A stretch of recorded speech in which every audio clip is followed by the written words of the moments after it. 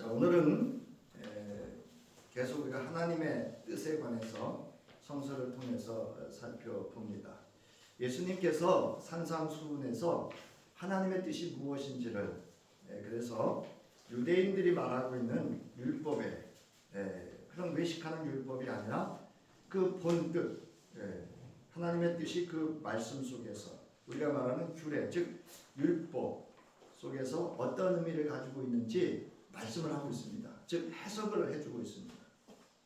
그래서 우리가 하나님의 뜻에 대해서 아는 것도 중요하지만 그것을 우리가 오늘날로 말하면 이해하는 게 중요합니다. 그래서 로마서 12장 2절에서는 너희는 이 세대를 본받지 말고 오직 마음을 새롭게 함으로 변화를 받아 하나님의 선하시고 기뻐하시고 온전하신 뜻이 무엇인지 분별하도록 하라 이렇게 되어 있습니다. 근데 이거를 공동번역 개정판에서는 이제 분간하라 이렇게 번역을 하기도 합니다. 그래서 하나님의 뜻에 대해서 해석을 해야 돼, 이해를 해야 됩니다. 근데 오늘 우리는 하나님의 그 말씀의 본 뜻을 이해를 하지 못해요.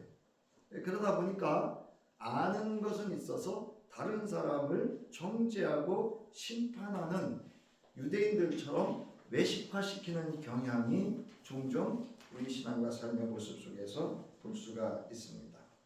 그래서 이 로마서 12장 2절을 우리가 본문을 직역해 보면 너희는 이 시대에 순응시키지 마라 이렇게 합니다. 이 순응이라고 하는 건 뭐냐면 자기가 알든지 모르든지 이 세대의 모든 흐름에 자신을 그냥 따라가는 거예요. 그래서 순응이라고 하는 건 오늘날로 말하면 그냥 적응하고 젖어 들어가는 겁니다. 그러니까 거기에 대한 어떤 해석이나 저항이나 이런 어떤 분별이나 이런 것 없이 그저 이렇게 살아가는 삶에 그저 살아가는 것 이걸 우리가 순응이다 이렇게 말할 수 있는데요. 이 세대, 이 세상에 자신을 순응시키지 말라 이렇게 말합니다. 자, 그러면서 너희는 마음에 새롭게 함에 변형되어라. 그래서 변형이라는 말은 혁명을 말합니다. 개혁은 있는 것을 바꾸어 나가는 걸 개혁이라고 한다면 사실 혁명은 있는 것을 완전히 무너뜨리고 새로운 것을 세우는 게 혁명입니다. 그래서 이 혁명이라는 단어를 이제 변형이라는 단어로 번역을 하고 있는데 이제 우리가 예수님께서 오늘 승천주일이잖아요. 예수님께서 변화산에서 변형하셨잖아요. 그 변형은 인간의 몸을 입고 오신 인간의 존재로서의 변화가 아니라 본 하나님의 존재로서의 신의 존재로서의 변화된 오늘 우리가 말하면 아주 혁신적으로 혁명적으로 존재한 상태를 의미합니다. 물론 예수님의 원 상태로 변화된 것을 우리가 변형됐다 이렇게 말하는 것과 같습니다. 자, 그래서 저와 여러분은 그리스도 예수 안에서 개혁된 게 아니에요. 변혁, 완전히 혁명이 일어나서 새로운 존재가 되었고 그래서 새로운 삶을 살아야 되는 것이 바로 저와 여러분이 말하는 우리가 말하는 이 새롭다라는 그런 의미를 말합니다.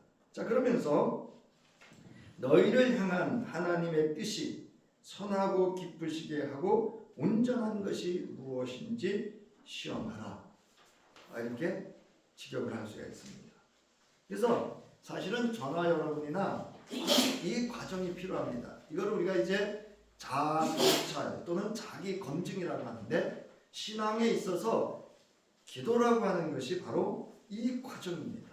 또 말씀이라고 하는 것이 우리의 자아를 성찰하고 우리의 자아를 검증하는 자기 검증을 위한 과정 또 그 기준이 되어지는 것이 말씀이고 또 그 과정이 기도라 할 수 있습니다. 그래서 기도의 깊이가 더해지면 더해질수록 일어나는 현상은 뭐냐면 요구하는 기도가 아니라 우리가 말하는 회개의 기도, 참회의 기도가 더해지는 것을 알 수가 있습니다. 그래서 오늘도 우리가 이제 제가 그 고침의 기도 또는 참회의 기도 또는 봉헌의 기도에 있어서 늘 그 내용을 여러분들은 잘 기억을 못하셔서 모르실지 모르지만 그 넓이와 너비라고 하는데 넓이와 깊이와 높이를 더해가면서 그 기도의 영역을 사실은 확장해가고 있습니다. 그래서 더더욱 제가 이제 기도를 준비하면 할수록 제게 경험되어지는 건 뭐냐? 참회. 내가 그렇게 살지, 그렇게 존재하고 있지 않다라고 하는 것을 발견하게 되는 거죠. 그래서 일전에 우리 성배 목사하고도 그런 이야기를 했습니다만은 우리가 너무 신앙생활을 하면서 자아 성찰 또는 자기 성찰, 자기 검증이 없다 이런 이야기를 나눴던 적도 있습니다. 자, 그래서 여기 하나님의 뜻이라는 건 뭐냐? 내가 어떤 말을 하거나 행동을 할 때 어떤 존재로 있을 때 과연 하나님이 보시기에 선하고 또 하나님의 그 마음에 합하신지 또는 그것이 내가 온전히 실현되어지고 있는지를 분별하라는 것입니다. 그래서 이것이 이럴 때 우리가 온전한 신앙이 되어질 수가 있습니다. 자, 로마서 12장 2절에서는 두 개의 명령문이 나오는데 하나는 부정형 명령형이고 하나는 우리가 긍정적 명령형이다 이렇게 얘기를 합니다. 근데 하나님은 사실은 그냥 명령일 뿐이에요. 우리가 그냥 부정적, 긍정적 이렇게 얘기해요. 그래서 하지 말라 이거는 부정적, 또 하라 이거는 긍정적이지만 두 명령은 모두 다 우리가 마땅히 행해야 될 바람직한 그런 명령이다라는 겁니다. 첫 번째로 이 세대를 본받지 말라는 것이고 하나님의 뜻이 무엇인지를 분별하라는 거예요. 이게 여러분 신앙이에요. 이거를 신앙을 분별하지 못하고 여기 오면 여기에 순응하고 저기 가면 저기에 순응하게 되면 우리가 흔히 말 이건 이도 저도 아닌 죽도 밥도 아닌 그런 우리의 존재와 삶이 또 우리가 말하는 그냥 신앙이 아닌 종교로 머무를 수 있다라고 하는 겁니다. 자, 먼저 이 세대를 본받지 말라. 이 세대라고 하는 것은 세상의 시간, 즉 현재의 세상을 말합니다. 여러분, 우리가 세대를 분별하는 눈을 가지고 있어야 돼요. 이걸 영적 통찰력이라고 하는데요. 이 세대가 끊임없이 변화됩니다. 저희 아이들과 30년 차이 나거든요. 제가 이 30년이라고 하는 세대 속에 현재 문명 속에서 경험하는 게 다르잖아요. 그래서 이 세대를 우리가 분별할 수 있는 그런 영적인 통찰력을 가져야 합니다. 저기 본받다라고 하는 건 앞서 말씀드렸듯이 뭐뭐에 순응시키다 그리고 새롭게 하다라는 것은 갱신을 의미하고 즉 혁명을 의미하고 변화를 받다라고 하는 것은 다른 어떤 것으로 온전히 변화되어져 있는 다른 모습을 의미한다는 겁니다. 그래서 여기서 무엇보다도 중요한 것은 이 세상을 따르지 말라, 순응시키지 말라는 거예요. 자, 두 번째는 하나님의 뜻이 무엇인지를 분별하라 그랬어요. 분별하라. 자, 우리가 분별하다라는 단어는 그 밑에 나와 있듯이 시험하다는 거예요. 시험하다. 테스트한다는 거예요. 신앙은 여러분 다른 사람을 테스트하는 거 아니에요. 시험하는 거 아니에요. 나 자신을 시험하는 거예요. 우리가 이제 욥기를 보면 친구 셋이 와서 욥과 함께 끊임없는 논쟁을 합니다. 거기 답이 없었어요. 근데 욥이 어느 순간 깨달은 거예요. 하나님의 뜻이 무엇인지를 이해하기 시작합니다. 여러분, 그럴 때 하나님의 뜻이 무엇인지를 분별할 때 하나님을 만날 수 있음을 믿으시기 바랍니다. 그 변론 속에서 세 친구의 변론 속에서 욥이 하나님의 뜻을 깨달아 하나님 앞으로 돌아서는 순간 하나님이 그를 찾아오셨고 만나주셨고 대화가 시작됩니다. 그러면서 이제 욥이 하나님의 뜻이 무엇인지를 분별하게 됩니다. 이해하게 되는 거죠. 그래서 그가 한 말이 뭐예요? 지금까지는 내가 하나님을 뭐로만 듣다가 귀로만 듣다가 지금은 하나님을 어떻게 본다고요? 눈으로 본다. 이렇게 이야기를 합니다. 사랑하는 성도 여러분, 귀로만 듣는 하나님이 아니라 눈으로 볼 수 있는 하나님 되시기 바랍니다. 우리가 물론 들어서도 분별할 수 있지만 더 정확한 건 눈으로 보면 더 정확히 분별할 수 있습니다. 자, 여기는 앞서서는 하나님의 성품에 대해서 이야기를 합니다. 하나님의 뜻이 선하고 기뻐하시고 온전하다. 이거는 하나님의 성품을 의미해요. 그러니까 하나님의 근원적인 존재로부터 발현되어진 모든 것들에 있어서 우리가 그것이 기준이 되어서 또 그것이 본질, 근원이 되어서 분별해야 될 것을 이야기합니다. 어떻게 보면 하나님의 입장에서 이런 뜻이 돼요. 하나님의 관점에서. 그래서 우리는 자기를 분별할 수 있어요. 달아봐야 돼. 시험해 봐야 돼요. 예. 근데 우리가 조심해야 될 것은 내가 나를 보면 나 예수 잘 믿어요, 잘 안 믿어요. 뭐 두 가지 대답이 나올 수 있습니다. 자, 아무튼 여기서는 시험하기 위하여라는 뜻으로서 우리가 무엇을 시험하고 검증하여 그것이 바른지, 여기서 옳다 이렇게 표현해서 옳다 그러면 시비를 가질 수가 있는데 바른지를 항상 점검해야 됩니다. 시험해 봐야 돼요. 자, 사랑하는 성도 여러분, 그 다음 페이지요, 3페이지. 하나님의 뜻을 아는 것은 아주 중요합니다. 이와 같이 하나님의 뜻을 분별하고 이해할 수 있어야 내가 하나님의 뜻을 실현하며 살아갈 수 있는, 그래서 하나님이 기뻐하시고 하나님의 성품에 이른 선하신 결과를 가져올 수 있는 온전한 신앙의 삶이 될 수 있음을 여러분 믿으시기 바랍니다. 자, 그래서 여기 보면 기도와 말씀 그리고 삶의 경험과 깨달음 가운데 하나님의 선하시고 기뻐하시고 온전하신 뜻이 무엇인지 시험, 검증하며 분별할 수 있어야 함을 말씀을 드리고 있습니다. 그래서 여러분, 우리가 하나님의 뜻을 아는 것도 중요하지만 뭐라고요? 해석하는 게 중요해요. 이해하는 게 중요합니다. 그래서 이해할 때는요, 경험 속에서 또는 깊은 묵상, 하나님과의 교제 속에서 깨달아 아는 것이 필요합니다. 자, 오늘은 하나님의 뜻이란 무엇인가 7번째, 탐하지 마라. 탐하지 마라는 말씀의 제목으로 오늘 본문과 함께 우리가 본문과 함께 알아보면서 신앙과 삶에 적용하기로 하겠습니다. 자, 십계명에 여러분 십계명 아시죠? 우리가 십계명 또는 십계 이렇게 말합니다. 그래서 신명기 5장 1절로부터 22절, 출애굽기 20장 1절로부터 17절에 이 십계명이 기록이 되어져 있습니다. 오늘 여기 본문에서도 모세가 증언하고 있듯이 이 십계는, 이 계명은 누가 준 것이라고요? 여호와께서 직접 자기를 너희와 이스라엘 백성과 하나님 사이에 중보자로 나를 세워서 이 말씀을 전하고 있다라고 분명히 이야기를 하고 있습니다. 자, 그러면서 여기 본문에 보면 6절에 나는 너를 애굽 땅 종되었던 집에서 인도하여 낸 내 하나님 여호와라, 이렇게 말씀을 여호와께서 직접 말씀하셨다는 것을 증명을 하고 있습니다.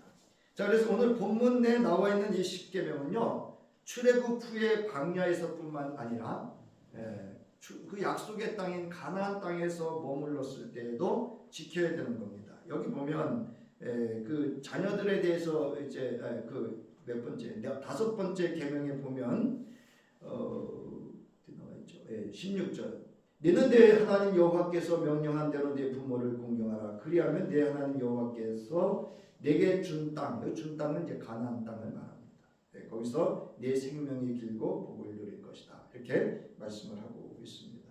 그래서 이거는 출애굽 후 광야뿐만이 아니라 가나안 땅에서의 지켜야 될 언약의 말씀이고요. 그 다음에 오늘 유대교나 기독교에 있어서도 반드시 지켜져야 되는 그런 계명인 것은 우리가 명확히 잘 알고 있는 그런 내용입니다. 그래서 이 BC 한 13세기경에 모세가 하나님의 산인 호렙산에서 직접 받아서 이스라엘 백성들에게 전했던, 그래서 유대교와 기독교의 근본 원리를 간결하고 직접적으로 표현한 그런 계명이기도 합니다.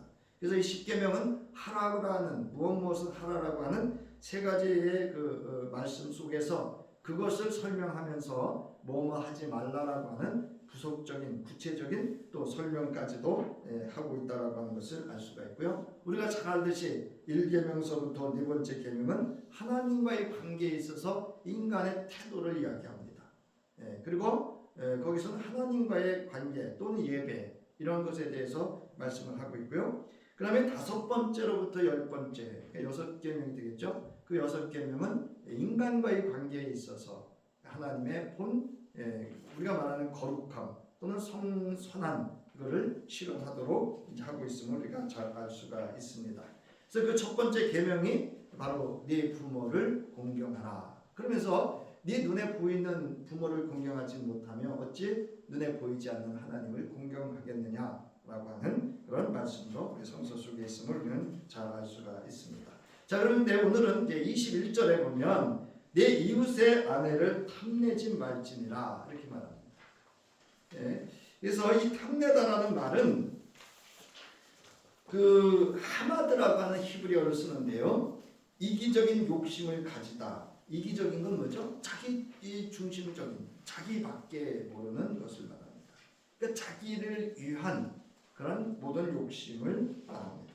그 다음에 과도한 탐욕을 지니다라는 의미로서 과도하고 통제할 수 없는 이기적인 욕망을 언급하는 것으로 곧 정당하게 자신의 것이 될 수 없는 것을 욕심내지 말라는 뜻입니다. 이는 결코 만족이 없는 이기적이고 탐욕적인 절실한 욕망을 말하는 단어로 사용되어집니다. 자, 그래서 이처럼 사람이 탐하게 되면 어떤 결과가 오는가 하면 첫 번째로 하나님과의 관계가 파괴됩니다. 창세기 3장 6절 우리가 잘 알죠?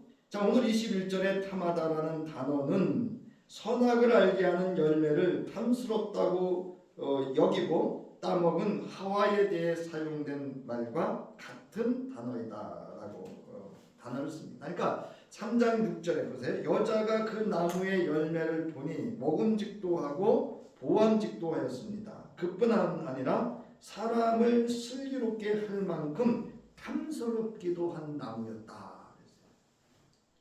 제가 이 말씀을 준비하면서 그동안 못 보고 있었던 말씀이 하나를 봤는데 그게 뭐냐면 창세기 2장 9절에 보면요, 이 나무는 하나님이 보시기에 아름답고 좋았던 나무였습니다. 네, 그렇게 기록이 되어져 있다. 자, 어쨌든 여자가 그 열매를 따서 먹고 함께 있는 남편에게도 주니 그도 그것을 먹었다. 자, 하와는 왜 선악을 알게 하는 나무의 열매를 보고 따먹고 싶을 정도로 탐스러운 마음이 생겼을까요? 이는 창세기 3장 4절로부터 5절에서 알 수 있습니다. 이는 하나님과 동등되고자 하는 영적 교만함 때문이었습니다. 아주 극히 자기중심적인 욕심을 부리는 거죠. 자기로서 신이 되려고 하는, 하나님과 동등됨을 취하려고 하는 그 의미로서의 탐하다라고 하는 하마드라는 단어를 쓰고 있다는 거예요. 자, 우리 창세기 3장 4절로부터 5절의 말씀 한번 볼까요? 우리 함께 읽겠습니다. 시작. 뱀이 여자에게 말하였다. 너희는 절대로 죽지 않는다. 하나님은 너희가 그 나무 열매를 먹으면 너희의 눈이 밝아지고 하나님처럼 되어서 선과 악을 알게 된다는 것을 아시고 그렇게 말씀하신 것이다. 여기 뭐예요? 반은 맞고 반은 안 맞는다 그랬어요. 사탄이 하는 말. 네, 절대 죽지 않는다. 맞아요, 틀려요? 틀린 말이에요. 근데 눈이 밝아지고 하나님처럼 된다? 맞는 말이에요. 네, 이게 사탄의 결략입니다. 자, 이 나무는 앞서 말씀드렸듯이 하나님이 보시기에 아름답고 먹기 좋은 나무였습니다. 그런데 하와는 마치 자신이 하나님이라도 되는 양 그 나무를 보는 순간 자기 눈에도 뭐 했어요? 보암직하고 먹음직하게 보였던 겁니다. 하와는 사탄의 말을 듣고 이 나무의 열매를 따먹는 순간 사탄의 말처럼 뭐가 됐어요? 눈은 밝아졌지만 뭐는 안 됐어요? 하나님은 안 됐습니다. 그러나 그 순간 하나님의 언약은 파괴되었고 결국 에덴의 정원에서 쫓겨나게 됩니다. 바울은 이렇게 파괴된 이 하나님과 인간의 관계에 대하여 에베소서 2장 1절부터 3절에서 이렇게 증언합니다. 여러분도 전에는 허물과 죄로 죽었던 사람들입니다. 아담과 하와가 죽었기 때문에 그때 여러분은 허물과 죄 가운데서 이 세상의 풍조를 따라 살고 공중의 권세를 잡은 통치자 곧 지금 불순종의 자식들 가운데서 작용하는 영을 따라 살았습니다. 하와를 유혹한 사탄을 의미합니다. 우리는 모두 전에는 그들 가운데에서 육신의 정욕대로 살고 육신과 마음이 원하는 대로 행했으며 나머지 사람들과 마찬가지로 날 때부터 진노의 자식이었다.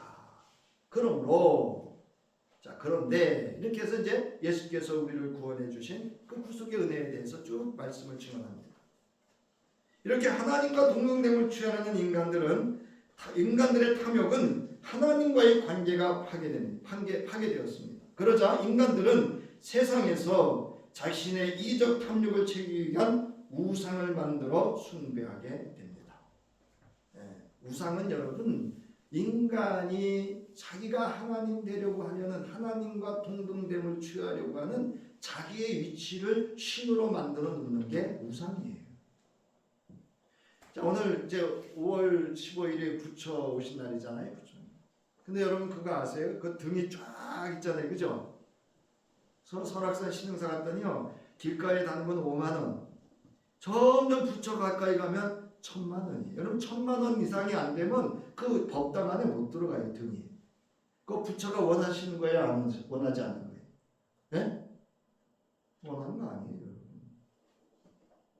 그러니까 이처럼 그게 부처가 우상이 돼버렸다고요. 여러분 부처가 점 쳤어요? 안 쳤어요? 네? 부처 점 안 쳤어요. 그런데 저기 점 치는 집에 가면 뭐가 앉아있어요? 거기?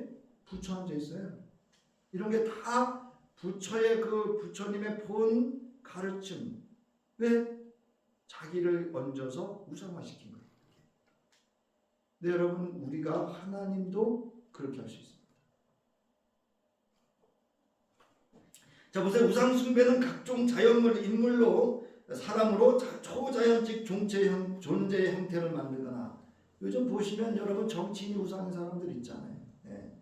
또는 그것을 상징하는 형태로 만들어 숭배하는 것을 지칭하는 것으로서 이런 행위는 세계의 거의 모든 민족 문화에서 찾아볼 수 있습니다. 그러나 대부분 인간들이 만들어 섬기는 우상은 자신의 욕망이나 야심을 채우기 위한 수단에 불과한 자기 숭배라 할 수 있습니다. 이거에 대해서 골로새서 3장 5절에서 바울은 이렇게 말합니다. 그러므로 땅에 있는 지체를 죽이라. 곧 음란과 부정과 사욕과 악한 정욕과 탐심이니, 탐심은 뭐라고요? 우상 숭배다. 예를 들면 성서에서 하나님과 바알입니다. 가나안의 신 바알은 비, 바람, 폭풍 등을 주관하며 풍요와 번식을 가져다주는 신이었습니다. 이곳에 정착하게 된 이스라엘 백성들 중 바알 신앙을 혼합시켜요. 그리고 하나님을 섬긴다고 하면서 바알을 섬깁니다. 그래서 아합 왕과 이세벨, 그 다음에 엘리야와 바알 선지자들의 있었던 일들이 이 부분이에요. 그러니까 이스라엘 민족들이 하나님을 섬기노라 하면서 누구를 따라가느냐 하면 풍요의 신 타산의 신인 바알과 아사랴를 따라가는 거예요. 오늘날 하나님을 섬기노라, 예수가 구주라, 성령의 도우심과 역사를 믿으면서 우리는 그렇게 할 수 있다는 거예요. 자, 두 번째로 예배와 고사, 감사와 액땜의 차이입니다. 만약에 우리가 식당을 개업했어요. 하나님께서 식당을 낼 수 있도록 준비하고 인도하여 주시고 그 경영의 주가 되어 주실 것을 감사하며 드리면 예배이지만, 식당이 잘 되어서 대출 갚고 돈 모아 집을 사는 등등의 것과 사건 사고 없이 만사 형통을 바라기만 하면 액땜하는 것이라면 그것이 고사입니다. 그래서 여러분 예배와 고사의 차이는 백지장 한 장 차이예요. 저희 선배가 제가 군자교회에 있을 때 봉헌 예배를 드렸어요. 그 교회 가니까 그때가 1995년, 96년 때니까요. 300만 원의 부채가 있더라고요. 여러분 적은 돈 아니에요. 그 군자교회에서는. 그리고 제가 이제 이렇게 저렇게 하나님의 정말 도우심 가운데서 그 기존 건물을 팔고 또 저희 아버지가 1,000만 원 준 것에서 뭐 이렇게 해가지고 그래서 빚을 갖고 봉헌 예배를 드렸어요. 그때 선배 목사가 오셔가지고 무슨 이야기를 하셨냐면 며칠 전에 그분 만나서 그 이야기를 했더니 좋아하시더라고요. 왜냐하면 당신이 한 그 이야기를 제가 기억을 하고 있기 때문에. 좀 표현이 그래서 그런데요. 목사는 마치 무당이 잡두나루에 선 것 같은 그런 존재로 있어야 된다. 그 얘기를 했어요. 그리고 신앙도 마찬가지예요. 여러분. 잠깐만 기울면요. 하나님이 우상될 수 있어요. 여러분. 이제 아셨죠? 네. 우리 항상 그래서 앞서 말씀드렸던 하나님의 뜻을 분별하는 깨달아 이해할 수 있는 그런 분별할 수 있는 영적 통찰력을 가지고 있어야 됩니다. 자, 6페이지로 갑니다. 자, 오늘날 자족하지 못하는 끊임없이 탐심을 따라 살 수 있는 우리에게 우상이 될 수 있는 것은 무엇인가? 성서는 하나님보다 더 사랑하는 것이 있다면 그것이 하나님을 섬긴다고 하면서 바알을 섬기는 것과 다를 바 없다라고 말하고 있습니다. 디모데전서 6장 9절로부터 10절, 이건 우리 함께 읽겠습니다. 시작. 그러나 부자가 되기를 원하는 사람은 유혹과 올무와 여러 가지 어리석고도 해로운 욕심에 떨어집니다. 이런 것들은 사람을 파멸과 멸망에 빠뜨립니다. 돈을 사랑하는 것이 모든 악의 뿌리입니다. 돈을 쫓다가 믿음에서 떠나 헤매기도 하고 많은 고통을 겪기도 한 사람이 덜했다는 얘기는 꽤 많다, 그런 얘기예요. 맞죠? 여러분, 부자 되는 게 죄입니까? 죄 아닙니까? 죄 아니에요. 그러니까 여러분, 9절에 나오는 부자라는 단어는 중성이에요. 그러나 10절에 나온 돈을 사랑하고 그 다음에 돈을 쫓는 것, 여기 만자가 붙어야 돼. 돈을 사랑한다는 건 돈만을 쫓는다는 거예요. 여러분, 그래가지고 뭐 우리가 얘기하는 영끌이니 뭐죠, 몰빵이니 무슨 빵 하다가 그냥 인생 망치는 거, 그 욕심에서 나오고 돈을 사랑함에 있습니다. 여러분, 돈을 사랑하면 여러분 그것뿐만이 아니에요. 남의 거 훔치죠? 흉기 들면 강도되죠? 강도됐다 뭐예요? 살인합니다. 자, 그래서 보세요. 돈을 사랑하다라는 이 단어가 뭔지 아세요? 돈을 너무 아까워하는 거예요. 너무는 부정적인 때 쓰는 거거든요. 돈을 너무 아까워하는 거. 이건 전략하고 달라요. 인색한 걸 얘기합니다. 쓸 때 써야 되는데 쓰지 않는 거. 그 다음에 돈에 대해 지나친 욕심. 그래서 이거는 원래 원뜻은 돈에 대한 사랑함을 의미합니다. 돈을 사랑하는 거.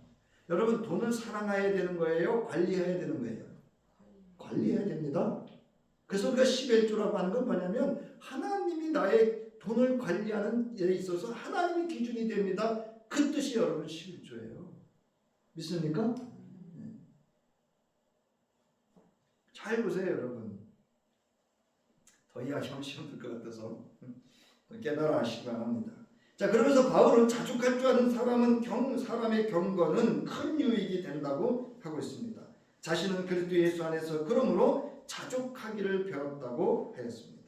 빌립보서 4장 11절부터 12절에 보면 내가 궁핍함으로 말하는 것이 아니라 어떤 형편이든지 나는 뭐 하기를 배웠다?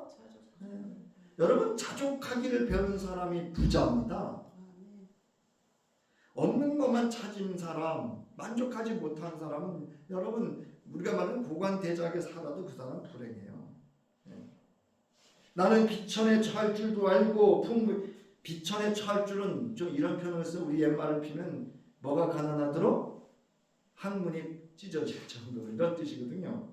풍부에 처할 줄도 알아. 모든 일 곧 배부름과 배고픔과 풍부가 궁핍에도 처할 줄 아는 일체의 뭐를 배웠다고요? 피를. 뭐야? 돈을 하나님의 앞에서 돈을 관리할 때 하나님이 기준이 되면 돼요. 탐심은 하나님보다 물질에 더 집착하여 하며 애착을 갖는 마음을 말합니다. 그러므로 예수께서 돈을 좋아하는 바리새파 사람들을 이렇게 돈을 좋아한다는 게 사랑한다는 거거든요. 한 종이 두 주인을 섬기지 못한다. 그가 한쪽을 미워하고 다른 쪽을 사랑하거나 한쪽을 떠받들고 다른 쪽을 업신여길 것이다. 너희는 하나님과 재물을 함께 뭐 할 수 없다? 섬길 수 없다. 오늘 우리는 예수 그리스도 안에서 아버지 하나님과 성령을 온전히 섬기고 있는지, 아니면 이 세대를 본받아 나의 욕망과 야심을 채우기 위한 수단으로 믿고 섬기고 있지는 않은지, 오직 마음을 새롭게 함으로 변화를 받아서 하나님의 선하시고 기뻐하시고 온전하신 뜻이 무엇인지 우리는 끊임없이 분별하도록 해야 합니다. 이처럼 자족하지 못하는 인간의 탐욕은 하나님과의 관계에 대한 첫 번째 계명을 단순히 어기고 언약이 파괴되는 것에 머물지 않습니다. 이 탐욕은 자신과 이웃에도 파괴를 가져옵니다. 인간관계가 파괴됩니다. 창세기 3장 14절부터 21절을 보면 지난주 살펴보았듯이 하와와 하나님과 동등되기 위한 탐심은 하나님으로부터 부여받은 인간의 자아가 파괴되었고 그러면서 인간관계가 파괴됩니다. 여러분 잘 알듯이 부부의 관계가 파괴됐습니다. 또 그런가 하면 부모 자녀와의 관계가 파괴됐어요. 그래서 여러분이 잘 알다시피 또 형제간의 관계도 파괴됩니다. 가인이 아벨을 죽이고요. 라멕은 살인을 즐겨합니다. 자기가 살인을 저질러 놓고 라멕은 노래를 불러요. 무슨 얘기인지 아세요? 나한테 해를 입히면 내가 몇 배를 갚아줄 거야. 이러면서 아내들 앞에서 자기 살생한 거를 노래하고 그렇게 할 것이라는 이야기를 합니다. 이처럼 탐심은 인간관계를 파괴합니다. 인간의 탐심은 부모, 자녀, 부부, 형제 간은 물론 이웃과의 관계를 파멸에 이르게 하였습니다. 예를 든다면 더 가지려는 탐심은 돈의 문제, 상속의 문제, 불륜, 사기, 인신매매 등등등등 이로 인해 갈등과 반목, 폭력과 살생, 법정 다툼, 이혼 등등 이 모든 것은 내가 더 가지려는 이기적 탐심으로부터 오는 것이기 때문입니다. 제가 여기 이제 어떤 분은 이웃에서 그 우연히 이제 두 형제가 만나는 걸 봤어요. 근데 제가 들은 게 있어요. 그 댁이 상속 문제로 형제 간에 갈등이 있다고. 그런데요. 형제가 만났는데 인사를 안 하더라고요. 애들 말로 그냥 쌩까는 그러거든요. 애들이. 깜짝 놀랐어요. 이게 여러분 상속의 문제는 결국 무슨 문제죠? 돈의 문제. 야, 형제의 의의를 가를 수 있는 게 돈이구나.